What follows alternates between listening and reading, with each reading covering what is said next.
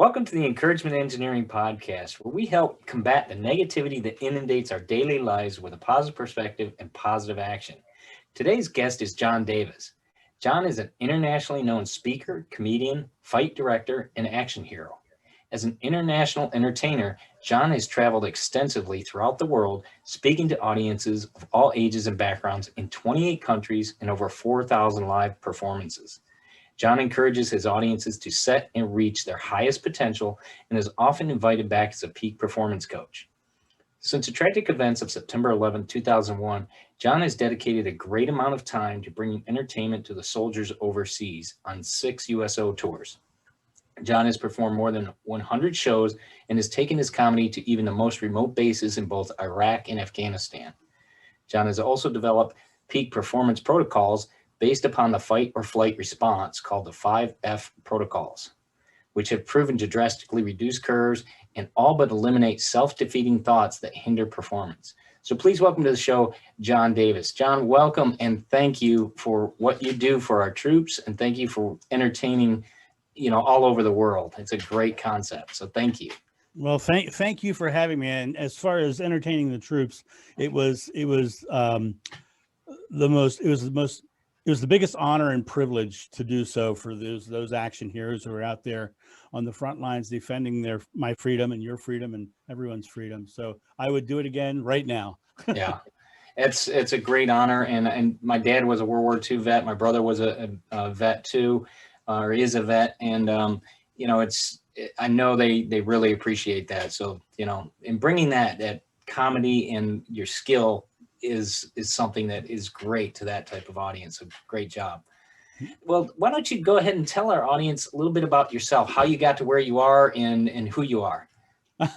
Okay. Well, right now at the end of my journey, and I say the end, but the end is never an ending end, right? I'm still moving forward. But right now, I'm a keynote speaker and a coach, and I deliver content that actually helps people leverage their present moment and become more in their life.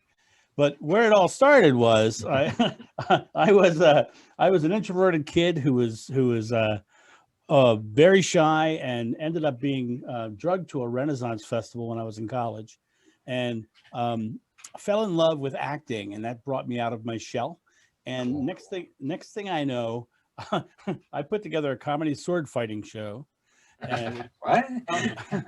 Now, for your audience who doesn't know what a Renaissance festival is, basically what that means is for many years I was wearing tights and living in the woods. We'll leave that alone. That's a whole nother topic. Try not to visualize. Try not to visualize. Not pretty. Anyway, but as I did that show, I started really getting involved in stage combat and all that. And I met two gentlemen who were two of the top fight directors in the world. And they, when you are out there living your passion, right? What happens is, God, the universe, whatever you want to call it, surrounds you with the people and the opportunities to move forward. And these two gentlemen came to me and they said, John, we see a lot of talent in you, both as an actor and a combatant, and we'd like to be a part of that growth. So we're going to offer you all our training for free. So I ended up getting all this training right. from top pros. Oh, it was awesome, right? Right. Well, I fell madly in love with stage combat and stunt work and doing all that. Then I set my goal to become a stuntman. And here I am, 22 years old, and I'm real strong, I'm muscular, and doing really well, doing stunts and all this stuff.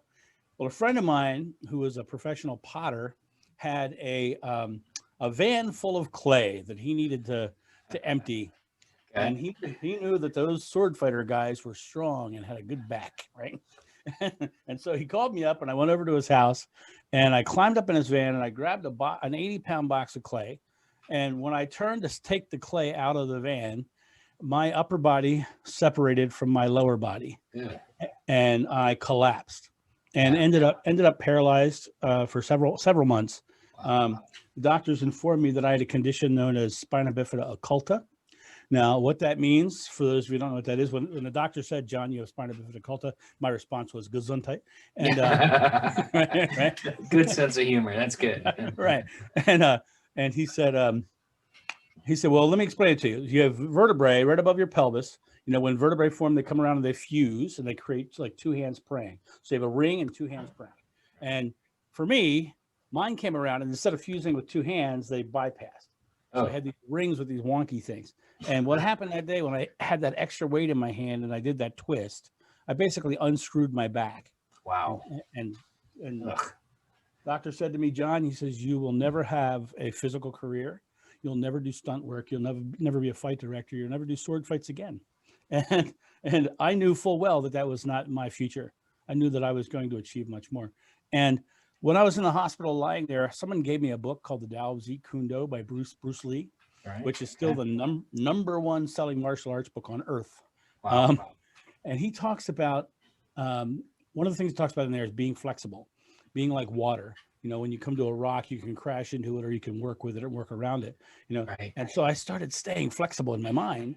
And after that, and by taking control of my own healing and my own health, I did over 4,000 live comedy sword fighting shows in 16 countries with the USO and 28 countries total.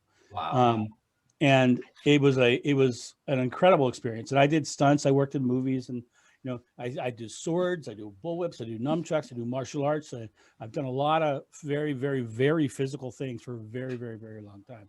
Well, long and short, just to get me to that moment where I was speaking again, right? So I discovered after doing my show for so many years that I was enjoying the time after the show more than the time on stage, because after the show, I would step off the stage and I would sit in the audience and I would talk to my audience members. And I discovered that working on the front lines in Iraq and Afghanistan on the USO tours with that show, and working in Hollywood with stuntmen and people who put their lives on the line for your entertainment, I discovered that they both had these natural techniques they were using to do very stressful things. And so the more I studied that, and then I combined that with neurolinguistics and how the brain works, I created these 5F protocols that hack the fight or flight response so that you can achieve more in your life. And then I started speaking about that, and that's been my driving force ever since. And that's a great concept, because I mean, that's something that, you know, whether you're in a combat situation or not, obviously there it's, you know, you've got to totally focus on objective. But when you get back into civilization, if you will, and you're in a corporate environment, that fear or flight could be, I don't want to talk to that person, or I'm not sure I have the skills to go to that next level. Well, it's a primal reaction that we have anyway. You know, the fight or flight response is something that we as human beings, as animals of the world, right? A long time ago. Right. Back when saber-toothed tigers might eat us, right? But what it is we at any situation, and I'm not talking about, you know, front lines of Iraq or trying to jump off a 5-story tower. I'm talking about any situation that comes into your experience. You naturally and primally assess it as to whether you should run or fight it or incorporate it, right? So, we all assess every situation the same way. It's a matter of understanding how to assess it and how to work with it. You know, you can be fearful, or you can act upon it. So I call it being an action hero rather than a reaction zero. Oh, good. I like that. I like that too. Yeah. It's marketable. You know what I'm saying? There you go. Sounds like a t-shirt. Haven't done that one yet. There you go. I'll do that one. Well, tell us about those protocols then, if you would. Fill us in on how they work, how you've integrated them, and give us some examples of those, because those seem very important. Yeah, actually, it's interesting. If people can learn these 5F protocols and actually implement them, it's amazing the things. And I'll explain to you later on what I do in one of my speeches, where I take the 5F protocols and have someone do a skill and expert level in under 5 minutes. Wow. But let me start with the first of the 5Fs. Okay. Fearlessness. Okay. What is fearlessness? Well, you really can't go into fearlessness unless you go into what fear is. All right. So you have to look at fear first. When I ask my audiences around the world, I say, hey, can you give me a definition of fear? The first thing they say is nothing. It's completely silent. The room goes dead. And then somewhere in the back of the room, you hear this false evidence appearing real. I hear that all the time, right? I don't agree with it. Because because of the word evidence. Because when you scientifically look at what fear itself is, fear is an emotional reaction to some future event that may or may not happen with the focus on it being negative, a negative outcome. And if you want to shorten all that junk I just said, it's negatively focused uncertainty. That's all fear, that's all fear is, negatively focused uncertainty, right? So now you've got negatively focused uncertainty. So you're having this emotional reaction. So when I talked to that soldier on the front lines, I asked him, you know, how is it you can know you're going into some place where somebody may kill you and not be terrified? Right. He says, well, the first thing you have to do is you have to set your fear aside. So they've gotten really good at compartmentalizing their fear. Now, when that stuntman is on top of that tower and you're looking, I'm going to tell you what, when you're standing on top, when you're standing on the ground looking up at that tower, it doesn't seem that tall. But when you're the other way, it looks tower, a lot harder. It's a lot taller, right? When they're up there, they have to set their fear aside, right? Now, back to the soldier again, I said, so what, how do you do that, right? And the first thing he says is, well, you have to focus on the objective. Okay. They have, I'm going to take that hill, right? Yeah. So they have to get into that space of doing it. Now, I add to this, you know, because the hardest thing to do is to set fear aside. The hardest thing in the world is to set fear aside. Now, the easiest way to set fear aside is exactly how they do it for actors on Broadway and on Hollywood. You know, when an actor is on stage and they've got 1,000 people watching them and they forget every line in their head, right? The next thing they do, and they're trained to do this, is they go and exhale, right? Because what happens in the primal reaction of the fight or flight response, the first thing that happens is we gasp for air. Bob, do you ever watch the National Geographic show on TV? Yeah. Okay. So did you see that one episode with the gazelle? Right? The one? Yeah. The one. Yeah. They're all with the damn gazelle. Exactly. Ears poor doomed, yeah.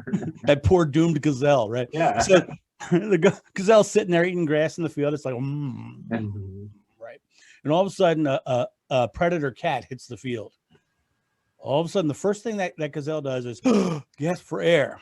Now, most people think when they're scared and they're having a hard time catching their breath, they think it's because they can't breathe. The reality of it is, on a very physiological point of view, it's not because they can't breathe. It's because they're keeping air in. Because that first gasp pumps up your lungs so that you can run further and faster. Okay. It's giving you the air to run. Why the Hollywood and the actor thing works is because when they exhale and relax all their muscles, it shuts off the fight or flight response and turns their brain back on. So all their lines flood back into their head. Okay. Right? So the first thing you do when you find yourself in a fear response, and you recognize that because you're breathing shallow, right? Relax. Breathe. Right. Breathe. Take a breath. Right? Yeah, exactly. Breathe. Puts oxygen back to the brain. Okay. Right. So now that soldier said he had an objective, right? So the first of the 5 F's is fearlessness. The second of the 5 F's, he just said, focus. You have to fearlessly focus. You know, what is your objective? What is your goal? What is it you're trying to do? The problem is that most people in the world will choose either positive or negative to focus on, right? So you can, but have you ever noticed, I'm going to ask you this question, Bob. Have you ever noticed that a negative person always has something to be negative about? Yeah, and they want to tell you about it all the time. All the time. And I'll tell you another secret. If you badmouth or stop them from telling you, they're going to walk to somebody else and they're going to point at you and say, "Look at what he just did." Right? Yeah. You're the next negative thing, right? The negative person sees negative things because they're focused on negative. Right. So now I'm going to jump into a little brain science on you. All right. When you look at the brain and how the brain works, there's multi levels of consciousness, right? There's the conscious mind, the subconscious mind, the superconscious mind, and all this aspects, right? The subconscious mind is built up of present moment experiences and their memories and how they make you believe, right? Okay. But the interesting thing about that subconscious mind that most people don't realize is that subconscious mind is the thing that helps you achieve. It's a partner in success. Okay. And now, have you ever bought a car? Yeah. Okay. Now, before you bought that car, did you choose what kind of car you wanted? Yeah. Okay. Did you notice that when you chose that car, you started seeing that car everywhere? Yeah. You Yeah. turned the corner and there was the car and there was the car. That's because your subconscious mind was saying, hey, there's that thing you consciously focused on, and I'm going to help you get it. That's the way that works. So your subconscious mind is there to help you. So cool, right? Yeah. But if you fill your present moment with negative stuff, your subconscious mind is now filled with negative stuff. And so you've got to change your present moment outlook and get focused on positive outcomes. Now, your future events that you're looking at are plans, goals Right. for future present moments, Okay. because you only live present moments, right? Right. You can't get up and go to the store next Thursday right now. Yeah. And you can't Right. go last Thursday right now, right? You No. only get up now. So the struggle that I see in people focusing is they get very focused on struggle, or focused on Wow. the idea of I have to get to that, Right. right? And a lot of people tell me struggle equals growth. And I'm like, well, why are you focusing on struggle? Yeah. The thing is, if you can get focused on where you're headed, and then really seriously focused on the small present moment successes, then you're creating subconscious mind behind you that is positive, right? Positive reference points. Right. And now you've got a subconscious belief behind you that Right. says, look, I'm successful, right? Wow. And now, so now you've got, it's like a cycle, it's like when I crack a bullwhip, I'll tell you what, the first time I cracked the whip, it took me a week to get it. Right. And the interesting thing is, when I learned to crack that whip, it took me a week to get it. It took me 5 minutes to learn a different way to crack it after I learned the first time. Right. Because I had that success in my mind. I knew I could. Now I can crack it all over the place and, piss off. That's why I've got 3 ex-wives. Anyway, I'm kidding. They actually could crack the whip better than I could. Anyway, so we'll leave it alone. We're leaving it alone. Let it go. Walk away. Breathe. Yeah. So fearlessly focus. Okay. Here's the next one: faith, confidence, belief. Right? You got to believe that you're going to achieve something. Now, I have a son. He's 17 years old right now, and we're living the whole life. Yes, thank you. Yeah, we're experiencing hormones in a big way. And, but back when he was 6 years old, he gave me the greatest life lesson on faith. You see, we have a Nerf crossbow. Do you have a Nerf crossbow? No. My neighbors have one now. I've seen it. Yeah, right. So you've seen it, right? Yeah. Now, I will tell you from experience, the Nerf crossbow is one of the most accurate weapons you can purchase. Honest to God, you can hit that target every time. Now, my son, he's 17 now, but back when he was 6, he could hit the target every time, right?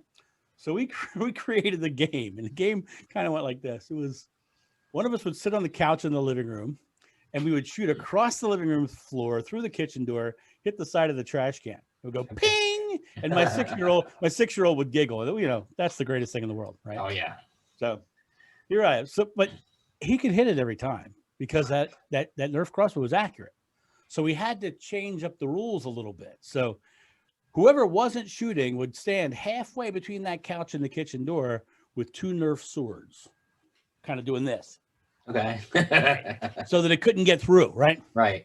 Well, as a dutiful father and one who lives a career of trying to get people to go to their next level, I want my son to have that subconscious mind behind him that says he's a success. Right. So I'm going to let him win no matter what. Right. No matter what. So I'm doing this, but I'm leaving the whole center wide open.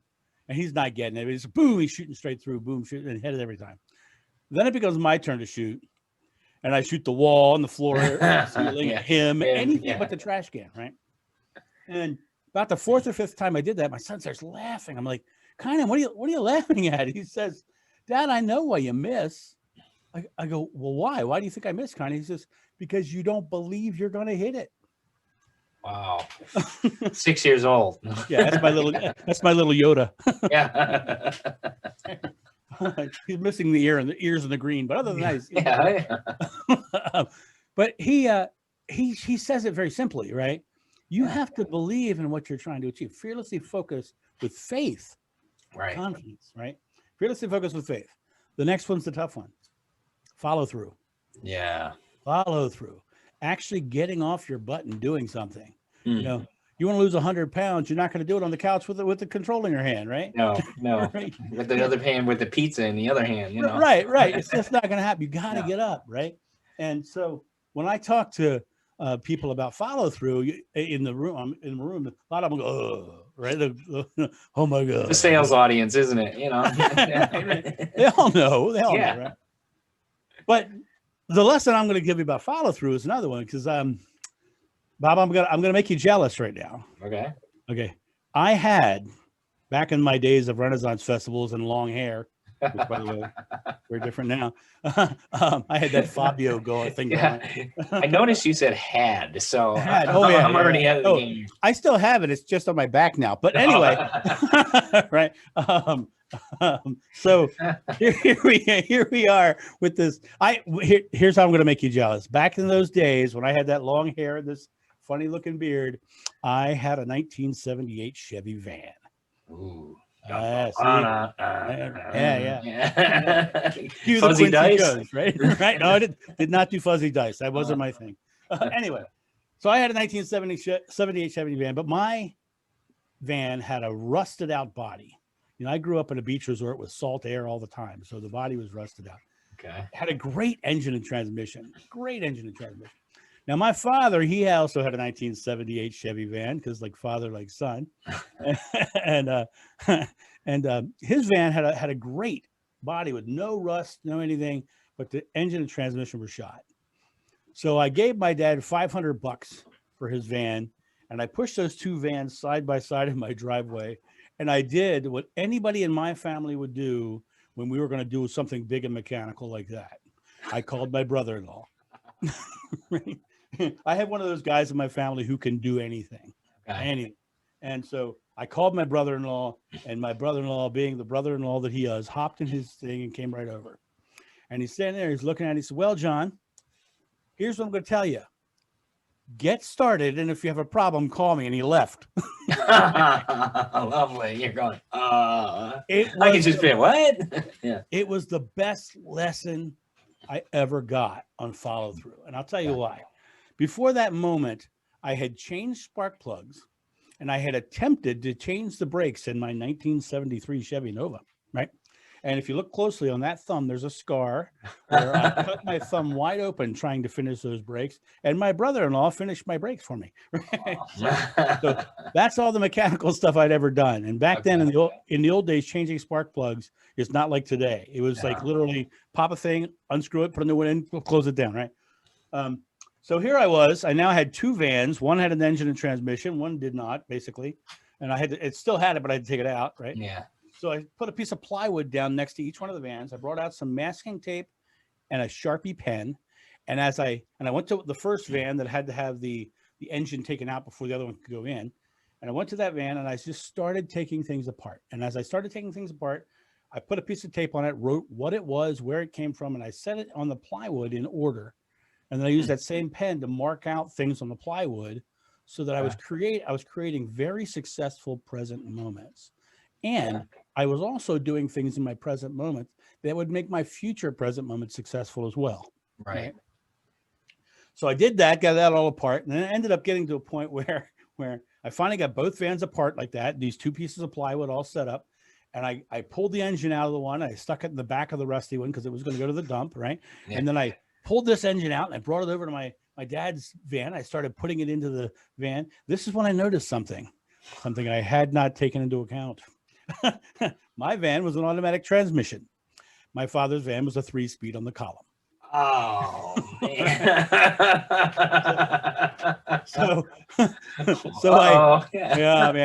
That was not a happy moment in my life. But it was one of those moments where I had to literally stay flexible and keep moving, right? So what I did was I got another piece of plywood and I started putting things in place, right? And getting everything.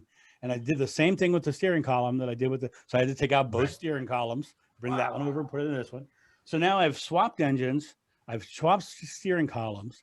And one day I was sitting there and I was tightening the last bolt as I put it back together. And I realized that I had not called my brother-in-law Oh, cool. the entire time, right? I was very proud. Yeah. Very, very proud of myself. Good for right? you. Yeah. Yeah, man. Well, let me finish this story now. I hopped up into that van and I did the very proud, stuck that key in the ignition. I turned that key and nothing happened. It didn't start. Oh, nice. And I was like, oh, no. so I did the shame walk, and I walked inside and I called my brother-in-law, who, once again, being the greatest brother-in-law in the world, hopped in his car, came straight over. He gets there and he opens the hood. He's looking and he's looking at this and looking at that. He climbs up inside and vroom, the van starts. I'm like, you're magic. What did you do? He says, John, he says, you did everything great. It all looks perfect. He says, but John, you have the only automatic transmission van in the country that you have to push the clutch pedal in to start. Yeah, 3 pedals for an automatic. You blew Right, your right. minds. Yeah. Unfortunately, that is a true story. Anyway, but That's awesome. but think about that. I had never done it, and by making those moments successful and following through on the actions, I completely did it without his help. Wow. Right? That's that's incredible. So fearlessly focus with faith, follow through. I've already mentioned the 5th one, the last one, flexibility. Okay. Flexibility. That moment when I discovered that steering column, I could have easily stopped. I could have easily gone, this can't be done, right? Yeah. What did I do? Right. Instead, I stayed flexible and I worked with it, because anytime you're going through anything in life, something's always going to come up that's going to seem contrary to what you're trying to achieve. And I've discovered in my own life, when I have a goal set, the goal is going to happen, because that's what I have set. That's the faith I have set, which means anything that comes up that seems contrary is not something that can derail me, because the only reason it came up is because for me to achieve what I want, I have to deal with this. I have to either incorporate it, adapt it, or get rid of it. Right. And so, so I think of every obstacle as just part of the process of achieving what I want going after. So fearlessly focus with faith, follow through with flexibility. Right. And I have used those principles. Now, it's very much based in hacking that fight or flight response. It all starts with fear, because every time, like when that steering column thing happened, I could have easily fallen back into my fear. Right. Anything you do, you could have, I'm fear. I don't know what to do. Even at the end, it's all done. You called him. I mean, that's kind of a fear response, but it was more of, what am I missing? Right. You know, good job. But it's interesting that wow. Okay. So, I mean, what are some examples of, I mean, that's a great example. I mean, I see people, we all have stuff that happens in our life. So in anything we do, we need to, that's so great. You remind people, get rid of that fear. It doesn't do you any good to be afraid. We've got to, focus on that objective, that faith, that know the belief, the value you have in yourself to move forward. And then, follow through with those actions, take those actions. It happened to me last summer. My pool pump went out. I had no idea anything about a pool pump. Okay. The person comes, they take care of the chemicals, whatever. I'm looking at it and I'm thinking, well, this is just like a sprinkler pump. Wait a second. This connects here. This connects here. Okay. Wait a second. All I need is the motor, because the motor went bad. It seized up. Over time. They do that. Wait, there's about 4 bolts. I can handle 4 bolts, pop that off. Went online, ordered the motor, got that, switched it, replaced it, filled it with water, put it back together, made sure everything didn't leak. Boom, started up, and away we were going. But that initial thing of, the pool pump broke, and then you go into, it's going to cost this much. Who's going to come fix it? How long is it going to take? Pool's going to turn green. I mean, I could have gone down any one of those roads. But you didn't. You didn't. Instead, you stayed. Now, here's the cool part is, instead of having fear, think of any stimulus as just information. Yeah. That's exactly what it is. Right. It's a learning time. When I'm directing stuntmen and I have a team, right? On day 1, I have them all raise their right hand and I say, repeat after me. And they go, okay, I will not delve into fault or guilt.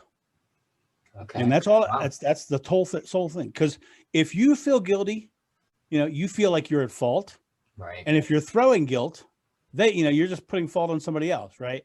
So when you have two stuntmen and they've just learned a fisticuffs fight scene, and the one guy swings and he almost hits the other guy, and that other guy says, "Hey, you almost hit me," Right. right? That has ruined the next half an hour, Right. right? But if that first guy says, "Hey, that looked like it was a little close. Can we look at that?" Just in the interpersonal relationships, you're not sparking their fears, because the fault and guilt spark the fear of acceptance. Wow. Okay. So being able to work with somebody in a state of looking at their perspective from the 5 F's as well is important. I said earlier that I was going to tell you about the person who, in my speech, who I take from never having done something doing it at expert level. I pick the most timid person in my audience, and I bring that person to the stage, and in under 5 minutes time, hacking their fight or flight response, they learn to crack a whip and take targets out of my hand with that whip. Wow. Yeah. Out of your hand. Out of my hand. And I've been hit once. Yeah. I've hit once, and I'm going to tell you the story about that, because as that guy, which by the way, that was the last time I had a guy do that, because guys get on stage with a whip and their testosterone kicks in. Right? But as the guy walked on stage, his boss said, "This guy's going to get hit." So I just think he was following orders. But anyway, but the idea was, first I had to continually address her fear. Her first fear on stage is being in front of her peers. Right. So I say, "Isn't she a rock star?" They cheer for her. Right. Boom, knocked her fear right out. Right. Her next fear is cracking the whip. So I don't talk about whips. I talk about fishing, because fishing is a relaxing feeling, whereas whips, people think, when you say whips, people think pain, danger, some think Frisky Friday Night. But other than that, right? Yeah. So I don't want them thinking those things. I want them thinking calm, serene. Right. So I talk about fish and I make jokes and I keep it light all the way through. So now she's cracking the whip because she's just casting her fishing rod. Right. So I've shifted her perspective. Then the next fear kicks in when I pull out a target and I hold it out. Her biggest fear is hitting me. So I look her in the eye and I say, "Listen, I promise you're not going to hurt me." You see, sometimes when you're guiding people through their fear, you have to lie to them. Yeah. I'm kidding. I know. I was like, what? You have to realize that if you're a leader and you're trying to take somebody through the process, it's not your fear, it's theirs. Right. So you've got to come from their perspective, right? So once I get her into that space of "I'm not going to hurt you," right? Here's the other thing I do. Here's the biggest trick I do to her. And most people don't catch this. You really have to look for this. Once I get her to crack the whip, I'll make sure she catches eye contact with me, and I go, "Did you hear it crack?" And she'll say, "Yeah." And I'll go, "So you already know how to make it crack. You already know how to make it crack." You see this gesture right here. Right. It's an interesting gesture. It's one we all do. It's like somebody compliments you, go "Stop." Right. What that is in hypnosis is a wipe. They call that a wipe, right? So I have someone in front of me. I want them to have a new thought, a new process. And I go, "You already know how to make it crack." Oh, so you're putting that positive belief right into their mind. Into their mind. I've wiped away everything else. And I do it 3 times. I specifically do it 3 times. So I'm creating a neural anchor, right? Okay. So in her mind, she already knows how to make it crack. Now let me explain what that does, right? We talked about the subconscious and the future goals and all that, right? Right. What that did was that took her present moment, and that shifted her from learning a skill to knowledge of a skill. Okay. So it changed her present moment belief, her faith, about what she could do. And so you can change that present moment belief. What happens is then everything changes, because oh yeah, it's like saying, "I'm learning this," or or "I got this." Right. Okay. Different thing. Totally different scenarios. Right. Totally different scenarios. Yeah. Cool. That is an excellent example and definitely intriguing. So where can more people, where can everybody find out more about you on the internet, your website, things like that? Okay. The easiest way to find me is corporateactionhero.com, and understand everything I do is about action heroes. And there's a difference between action heroes and superheroes. To cut this real short, Action heroes are ordinary individuals who create extraordinary results. Superheroes are people who are irradiated by some sort of go and wear their underwear on the outside of their pants. And funny looking capes. Right. Bad fashion sense. Yeah. Corporateactionhero.com. You can also go to Corporate Action Hero on LinkedIn, on Facebook, on Twitter. I'm all over the place. You can find me. But what I want to do for your audience today, Bob, is I want to share with them a free gift. And now when I say free, I mean free. I'm going to give you a link, and they'll go to the link. I'm not even going to ask them for their email or anything. Cool. Look at that. All right. There is a workbook there. It's one that I've worked on, and it takes you through the 5F process. And you can go there, you can download it, you can do it. The only thing I ask that if you go there, and you like what you see, just bounce around the site and explore. And cool. There's a link on top that says community. On that community, you'll see I have a daily vlog. Right. So you get daily inspiration. There's also a page called Heroes of Achievement where I'm sharing amazing people with you. Another thing I'm doing right now is there is we're all in stress right now. We're all in anxiety over COVID and social unrest and economy and everything else. And when a corporation is going through anxiety like that, they hire me for thousands and thousands of dollars to go out there and talk to their group, right? Well, right now we all need that kind of thing. So what I decided was I got to figure out a way to get it out there. So I took one of my motivational programs and I built an hour and 17-minute long program. Wow. And I videotaped it. And that same workbook comes with it as well. And I put it up for sale so I can recoup some of my costs and, help me out during the COVID-19 thing. Right. And it's $24.99. So it's much more affordable than thousands and thousands of dollars to see me live. And so I'm going to give you that link too. And if you share that, that'd be great. And if you know anybody out there who's stressed or in anxiety about their situation right now, this might be something you could purchase for them and share. If they, if they can't afford it right now, because that's a great idea. Because these type of programs will definitely help people in these times and for the future, because eventually we'll be past this. Yeah. What are you going to be doing with it? You want to move forward. These will help you step forward and help you achieve what you want. Right. So, and we'll have all those links in the show notes, and people will have that. So I look forward to sharing that.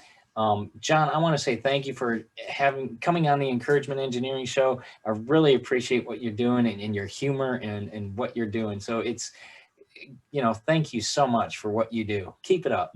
Well, thank you, Bob. It's an absolute pleasure to be here. And if you ever need me again, just give me a call. I will. Thanks, John. I appreciate it so much. You have a good one.